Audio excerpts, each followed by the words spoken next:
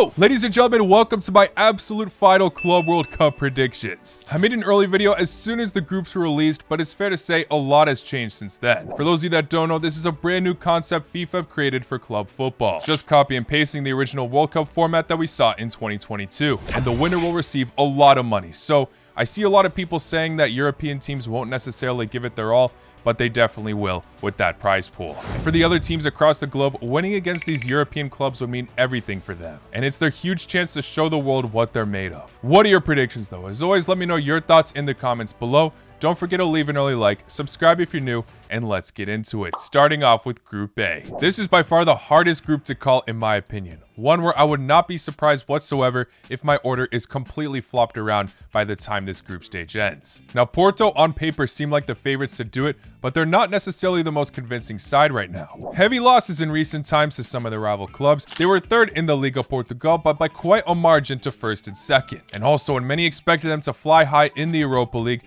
they finished 18th. I predicted them to finish 12th in the league phase, and that got people mad. That being said, individually, this team definitely have what it takes to shine. The Spanish striker Samu Agahoa scored 25 goals over the course of the season. They've got quality in the midfield like Argentinian Varela and Canadian Estacio. They've also got one of the most valuable goalkeepers in the world, Diogo Costa. They have cycled managers though mid-season now with 39-year-old Anselmi, who's only gotten 4 losses so far with the club in 18 matches. I really would not be surprised if they do get upset by one of these teams in their group, but realistically, they will advance the knockouts. But let's look at the rest of the teams in this group, starting off with Inter Miami. Messi's Miami. I mean, if it weren't for him, let's be real, we'd be seeing LA Galaxy in this tournament instead. I know FIFA backed the reason being they earned a spot by winning the 2024 MLS Supporters Shield and setting the record for the most points in a single MLS season. A few matches they've got outplayed recently in the MLS, but the others, they turn up attacking wise.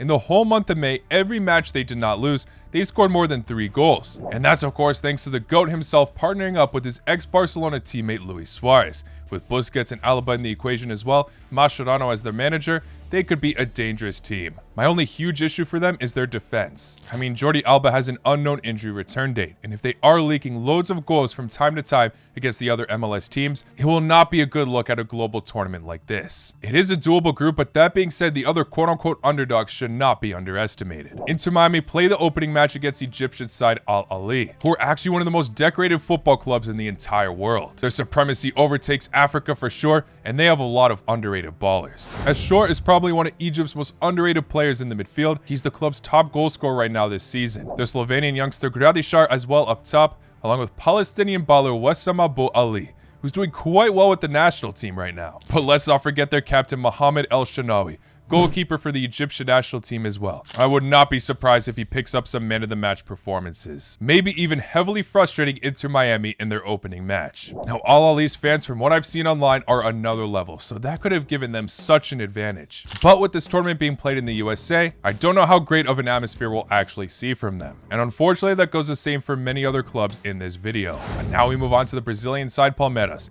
who within South America have been posed to be a serious threat. In the Brazilian league, they're 4th, but in a tight title race. But last season, they finished 2nd under Botafogo and finished 1st in the 2 previous editions, winning so much recent silverware, and it's a huge boost that they are keeping Estevao for the tournament. He's owned by Chelsea right now, and his loan move to Brazil is ending soon, but at least they can hang on to him for the Club World Cup. He'll be there until Palmeiras get knocked out, so of course he'll want to give it his all. Not just him though, they got the ex-Lazio baller Felipe Anderson, Victor Roque up top, Richard Rios in the midfield, Captain Gustavo Gomez. I mean, the list goes on and on. This side have too much quality. I actually think Palmeiras have what it takes to qualify for the next round, and I'm going to say they finished 1st place, even over Porto, who I'm putting at 2nd. Again, I would not be surprised if this group is completely flipped, but I'm putting Inter Miami at 3rd place and Al Ahly at 4th. Mainly because I think Inter Miami will have things go their way in the opening match. I hate putting any of these teams at 4th, but somebody's got to be there. I even could see Al Ahly making it so close and being one of those admirable teams to get knocked out so soon. I think their fans have every reason to be confident going into this tournament, so I'm already prepared for the hate I get if I'm completely wrong on this prediction. We move on to Group B with PSG, Seattle Sounders, Atletico Madrid,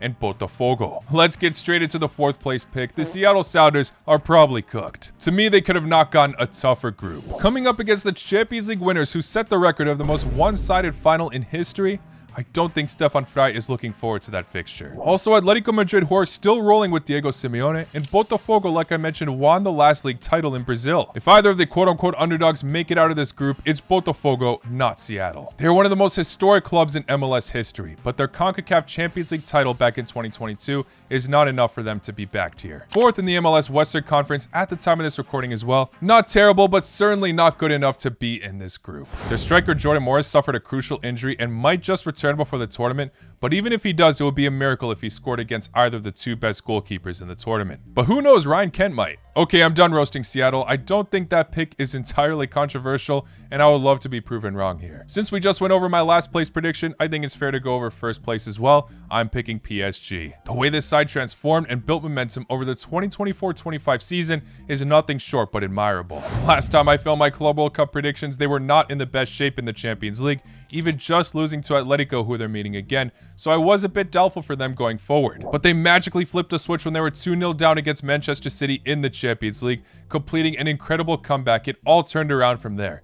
Dembele was one of the best players in the world since the start of 2025. Acquiring Kvicha Kvaratskhelia has been one of the greatest additions. Other youngsters up top like Doué, Barcola, the Portuguese midfield of João Neves and Vitinha, along with Nuno Mendes and Hakimi being probably the best fullbacks in the world of football right now. They defeated every Premier League club that qualified for the Champions League and then decimated Inter to a new dimension in the final. PSG are flying incredible heights right now. I think they should comfortably top this group considering their incredible form right now. If that continues, they should do wonders in this tournament. It's crazy how they won their first ever Champions League as soon as all these guys left. But for me, second and third place is a bit tough to decide. I definitely could see it going either way for the remainder clubs, Botafogo and Atletico Madrid. Atletico Madrid were in some hot form for quite some time, but they fell out of the La Liga title race. And also their new signing Alvarez got cursed by the UCL gods when they faced Madrid. Overall, without a doubt, this season has been unsuccessful with them going trophyless. They're an exceptional team still under Diego Simeone, but regardless, I would not be surprised if we see a bottle job to Botafogo. They're the most recent champions in the Brazilian league, and that was their first league title in 29 years. But along with winning that last league title, they also won the Copa Libertadores. Their squad has changed quite a bit over the last year with some big departures though. For example, Luis Enrique going to Zenit after being one of their best players is quite the loss. Not to mention their manager Renato Paiva has been there since February, and the results just haven't been as great as before. I would not be surprised whatsoever if they do clinch second place, but I think it's safe to put Botafogo at third.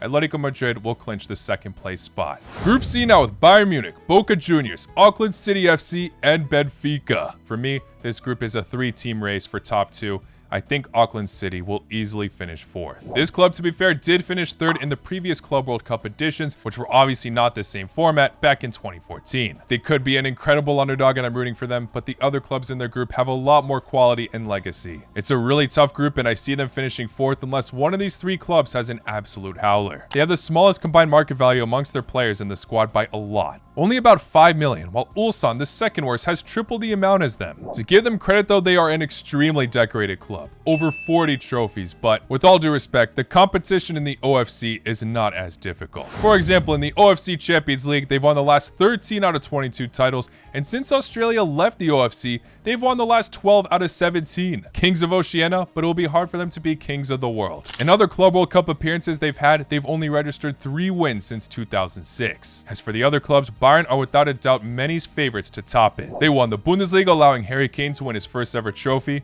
but that's about it, so for their standards, it's been an average year. Of course, their squad is one of the deadliest on paper, but many key injuries could haunt them. Their backline has some confirmed to not play and some speculations, including Alphonso Davies, Upamecano, Kim Min-jae, Ito, Eric Dyer is even leaving the club. And in the midfield, Musiala is still under speculation. But damn, that's a good chunk of Bayern's backline not fit. It could lead them to leaking loads of goals. Their midfield and attack could carry them to where they need to be though. Moving on to Benfica, this side had an insane title race against Sporting only to just miss out on 3 points, but they of course cannot be ignored in this competition. Their attack randomly turns up in absolute fashion, so with Bayern's many defensive issues, they could very much light up against them. Balvidis, Aturkolu, they're still hanging on to Di Maria for just one more tournament before he returns to Rosario. This side have shown that they sometimes love to turn up in the earlier stages of the Champions League. And in the last season, they got some unpredictable scorelines like demolishing Atletico Madrid, and right after not being able to beat an out-of-form Feyenoord at the time. So who knows how they'll turn up here, but I would not be surprised if they top this group themselves. Boca Juniors, though, I have similar feelings to them as I do to Botafogo. They are that side that I would not be surprised whatsoever to advance from this group, but objectively,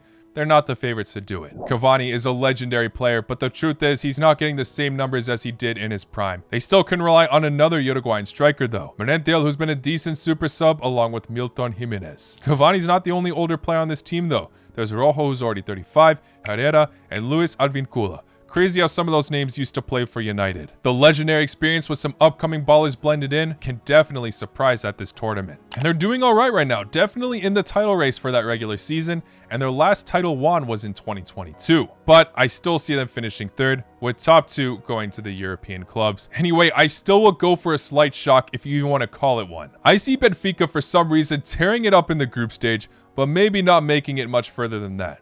I'm going to say they top this group over Bayern. Group D now, Flamengo, Esperanza de Tunis, Chelsea, and LAFC. LAFC is the most recent club to make it into this tournament after beating Club America in a playoff round 2-1. A solid comeback though after being 1-0 down from Club America's earlier penalty. The match went to extra time where Boanga scored the winner after Giroud set him up. I can't tell if it was by accident though. Anyway, this team will be incredible to watch at the tournament. Two French veterans like Giroud and Lloris. Boanga, the winning goal scorer against Club America, is one of Gabon's standout players. They've even got the Turkish OG Under, Marlon, David Martinez, many underrated players. I'm honestly not surprised they won the playoff tie. A huge boost for the MLS in general as they got a spot over a Liga MX club. And out of the MLS clubs in this competition, I could see LAFC having more impressive performances. Yeah, they're getting a bit too many draws domestically, but unlike the Sounders, their group is definitely more doable. Obviously, their biggest obstacle on paper is Chelsea. A very back and forth season for Chelsea though, as many thought that they could be stronger under Maresca. But too many random dips in form had fans lose confidence. Of course, hope was restored at the end, qualifying for Champions League football by getting 4th in the Premier League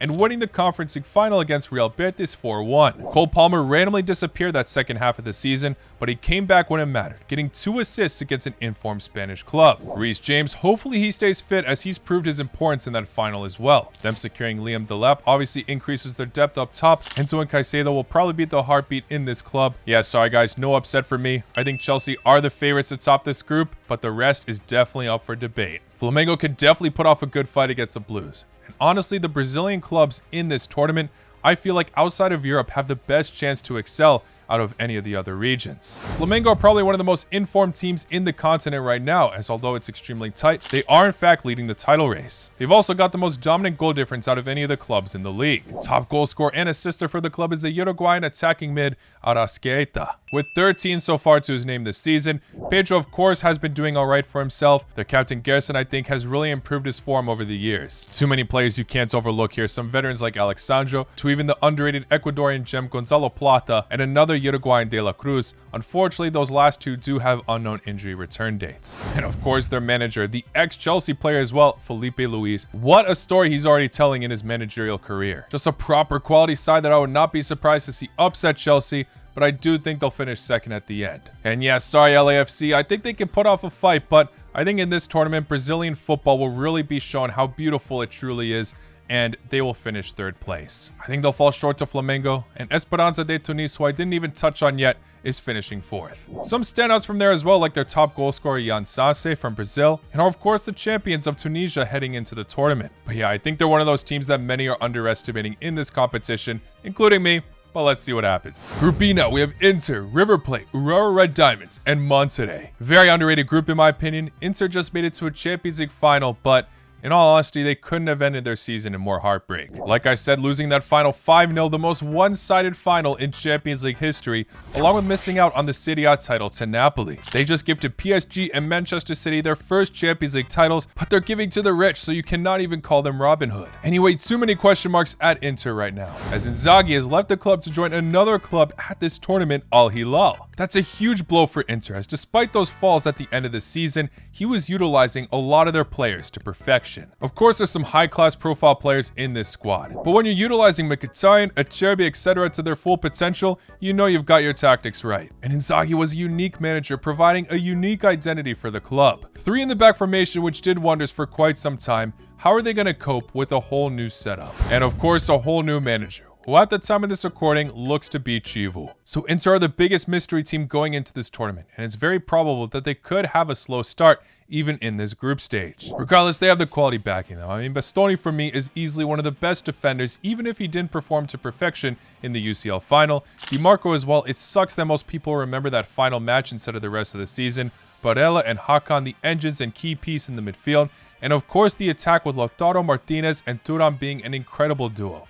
Also, I'm curious to see how Sucic does as he just signed for the club. So with all things considered, I'm still going to favor them to top this group, but I don't know how much longer they'll be able to last in the knockouts. The rest though, wow, River Plate, of course they're a gem in this competition. Second in the group currently in the Argentina Primera División, and we saw so many incredible players recently come out of this club. Of course, they always seem to have some wonder kid emerging here. Many players sold for profit, and the name going into the Club World Cup now is Franco Mastantuono. The 17-year-old attacking midfielder has been instrumental to his club and is probably the next player to get that big move. He gets past defenders with these, is an incredible free kick specialist. What a name he is, and this is his perfect opportunity to make even more of a name himself. A lot of big clubs already want him, but still, some of the global eye has not recognized his efforts yet. Not to mention, I think River Plate have a really solid back line that they can work with. Being able to also utilize ex-West Ham player Lanzini as well, and their manager at this point is a legend for the club, Marcelo Gallardo. He's been in charge of River Plate since 2014,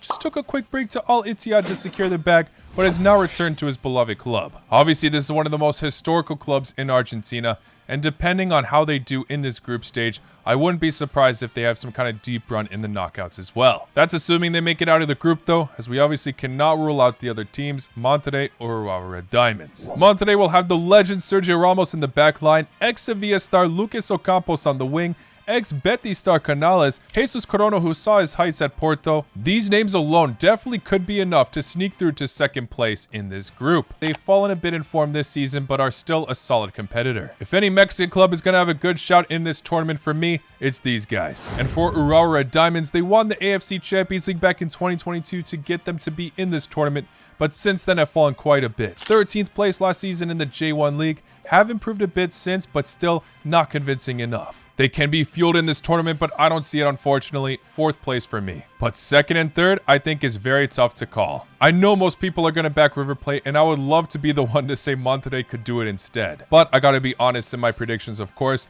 River Plate definitely look more organized and composed right now. To me, they are the favorites to get 2nd place in this group. Monterrey get 3rd. Despite all the great names they have, and who knows, the atmosphere could be electric for the Monterrey matches. But even though I won't be surprised if I'm wrong, I'm going to stick with this. Moving on to Group F, we've got Dortmund, Fluminense, Mamelodi Sundowns, and Ulsan HD. I've been praising the Brazilian clubs, but Fluminense in my last video, I heavily doubted. I said Mamelodi Sundowns would advance to the knockouts with Dortmund. Now back then, Fluminense were going through some dark times, only just avoiding relegation, having internal disputes within the club, the most famous one being the Marcelo feud, which eventually led to his retirement. But they are now in a decent position with the new season happening, and of course have some absolute ballers on their team. Thiago Silva, a prime example, proving age is just a number, captaining his club at 40. But I definitely watch out for their Colombian winger, John Arias, who can be electric in the attack. I know the Brazilian league often has big clubs fall off and then bounce back well. I mean, we've even seen Santos get relegated recently within their 111-year history. They bounce back now, but it's not looking good. But another huge reason why I didn't back Fluminense in the past was because Mamelodi Sundowns are looking incredible. They absolutely cruised through the PSL this season, and many of their players have already proved themselves in the international stage. That's because many of them play for the South African national team, who are excelling wonderfully right now. They are on track to qualify for the 2026 World Cup, but also in the last AFCON they finished 3rd place. Many individual examples to go over. For example, their goalkeeper Ronwen Williams is the first ever player to be nominated for the Yashin Award while playing for an African football club. But there's also Mokoena, who is instrumental to both his club and country. This club just made it to the CAF Champions League final, losing to Pyramids over 2 legs, the most loved club in Egypt. Yeah, Sundowns I think have every reason to believe. Of course, it's not going to be easy, but I do think that they are the favorites amongst these quote-unquote underdogs to advance the knockouts. It's a doable group, and I definitely think they can break down Ulsan, who have been in the worst form amongst all these teams in this group. They have some hidden gems like Eric Farias, who's gotten a decent amount of goals in the Korean League, but for me, they're getting 4th, and Dortmund should easily get 1st. Dortmund's comeback this season has been nothing short but sensational to qualify for Champions League football, after being so far down in the Bundesliga table as well. Niko Kovac, despite the criticism, ended up being the perfect fit, as as he's already had so much experience in the Bundesliga and too many incredible players. Gittins, I'm not too sure yet, but he might play in the U21 Euros instead of this competition,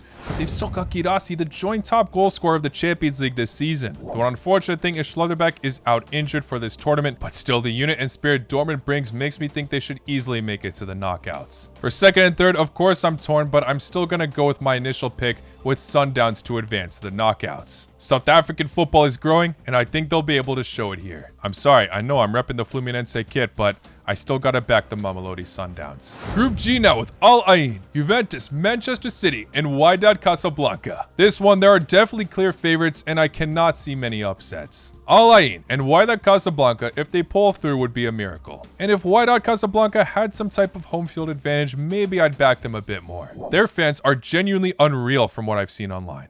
But again, this tournament will be in the United States. I'm not too sure how crazy the fans will be that are already living in the United States or do have the privilege to travel there. Not to mention, Wydad Casablanca have not won the Moroccan League for 3 seasons in a row now. Which isn't such a crazy downfall, but this is the most decorated club in Morocco we're talking about. There's some great players like Amrabat, Samo Beng, but I cannot see them shocking these super teams Juventus or Manchester City. Obviously, the internet will blow up if they do, but I don't think the stadiums will. Al Ain as well, they won the 2024 Asian Champions League, but heavily dipped in form, finishing 5th place in the UAE Pro League this season, and then dead last in the group phase of the AFC Champions League. So respectfully, these two are finishing 3rd and 4th. I say Wydad just edge Al Ain though for the 3rd place spot. And for me, it's likely we'll see Manchester City top this group and Juventus gets 2nd. Manchester City, despite the very disappointing season for their standards, are still one of the most elite clubs in the world. Pep might be going through a bit of a crisis right now and might try some new things as the tournament goes on. So I don't know if they'll end up winning the whole thing, but I'm backing them to get first in this group. And who knows, they might lose to Juventus after all. When they were in the worst form last season, Juventus did defeat them in the Champions League. Despite Man City failing to even win the FA Cup final against a side that never won a major trophy in their history, I think they'll bounce back here purely based on the quality they have. Juventus haven't been the most glamorous team as of late, but they are looking to reshape their identity. Since sacking Thiago Motta, they now have the Croatian coach Igor Tudor, who only lost 1 match so far since his rule, but it was against Parma. Either way, Juventus could make their match against Manchester City cagey, and it might be tough to break them down. Vlahovic and Kolo Muani can definitely find their footing even more throughout this tournament. Fans will go crazy to see Weston McKennie perform well, of course, in his own home nation, but best of all, not too many injury concerns apart from Locatelli, Milik, and Perin. And the final group we're looking at with Real Madrid, Al Hilal, RB Salzburg, and Pachuca. Like I said earlier, Monterrey are the only Mexican side I do see having a decent run in this competition, so I'm going to put Pachuca already at 4th place. 8th place in Liga MX right now. They've been on a decline since winning the league in 2022, as they failed to get top 4 since. A few standout players, of course. They have solid attackers like the Moroccan winger Idrissi, Kennedy at striker, even Solomon Rondon, who completely tore it up in the Copa America last year, also taking place in the USA. But their group is simply too tough, I'd say. 2 European clubs, 1 Saudi club with loads of money, who, like I mentioned earlier, just took Inter's manager Inzaghi. He could end up being the club version of Mancini, if you know what I mean. But this guy is so tactically adaptable to whatever side he is given. Now he has one of the best teams in Saudi Arabia, with Alexander Mitrovic, who is still scoring goals for fun, to Milinkovic-Savic in the midfield, who thrived in Italian football when he was at Lazio, Ruben Neves, Joao Cancelo, Bono. It's one of the most complete teams in the country of Saudi Arabia, so it's all up to if Inzaghi figures his side out soon enough before the tournament rolls around. They'll need his guidance and leadership though, as they just lost the Saudi Pro League to Al Ittihad when the season prior they won the league undefeated with 96 points. Red Bull Salzburg also just missed out on winning their domestic league, finishing 2nd this season, and have had a wavy year overall. They got outclassed by many teams in the Champions League, but now they have new guidance with Thomas Lech taking charge in the managerial role since January. They have always been a young, energetic team filled with talent and could very much go toe-to-toe with Al Hilal. The one thing that sucks though is their main striker Konate has a crucial ligament tear and is unsure whether he'll play in the tournament or not, but they still have a ton of depth to rely on even in his position. I had more faith in them to do better in the Champions League, but I was clearly wrong, and I think they'll be able to pull off a better fight here, but still fall short in the end. I'm saying they get 3rd place. Al Hilal clinched 2nd, with of course only being behind Real Madrid. Yeah, I'm sorry for always favoring the European teams, but out of them all, you have to favor Los Blancos to top this group. They are the most successful team in the Champions League, and although they ultimately did not have the greatest season for their standards, they will always remain as one of the favorites in any cup competition. Kylian Mbappe was criticized at the beginning of the season and still went on to win the Golden Boot. Modric will be playing in his final matches for the club, and it will be a totally new structure on the Xabi Alonso, of course. Very excited to see what he does. Trent joining the club will be a huge boost to his system. Might utilize the likes of Arda Güler more, giving other youngsters a chance. Real Madrid might not comfortably do it, but I still would be surprised if they don't finish first in this group. That leaves us with the knockouts now, which I'll be much quicker on as we don't actually know if these matchups are confirmed, and I already went in depth with each of the clubs. Round of 16 first, starting off with Palmeiras versus Atletico Madrid. Do you know what? I might say Palmeiras could pull off the upset here. I know Atletico are the huge favorites here, but not everything happens the way it's intended to in football.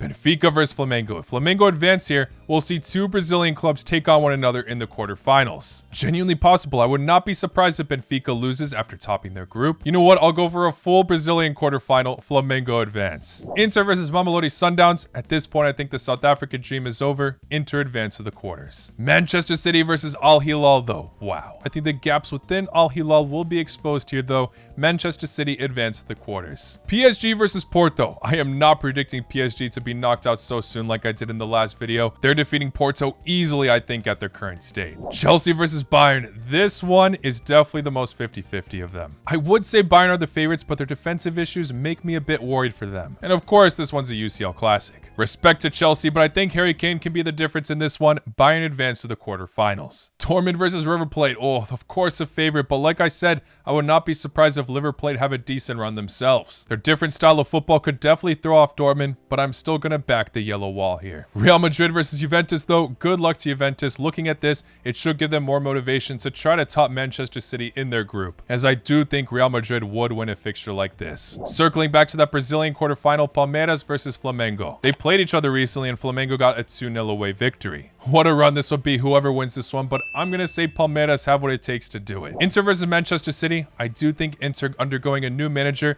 It might take some time for them to properly adapt. Manchester City should advance here. PSG versus Bayern. Again, their squad isn't fully confirmed yet in terms of fitness, but if Bayern do undergo so many defensive misses, I think it will very much be exposed here. PSG should advance to the semis. Dortmund versus Real Madrid. Repeat of the UCL final not too long ago. I think it will end the same way. Semi-final now, Palmeiras versus Manchester City. Sorry, Palmeiras, but I think it ends here. Man City make it to the final. And who will they take on, Real Madrid or PSG? By the way, I think these three are the favorites to go on and win the whole thing. What a matchup this would be. Mbappe coming up against his old club. I do think PSG are more established right now, though, to take the victory. Again, we'll see. Real Madrid could look like a completely different side once the tournament rolls around. Will Mbappe have missed out on another huge trophy from his former club, though, or will Manchester City win some silverware?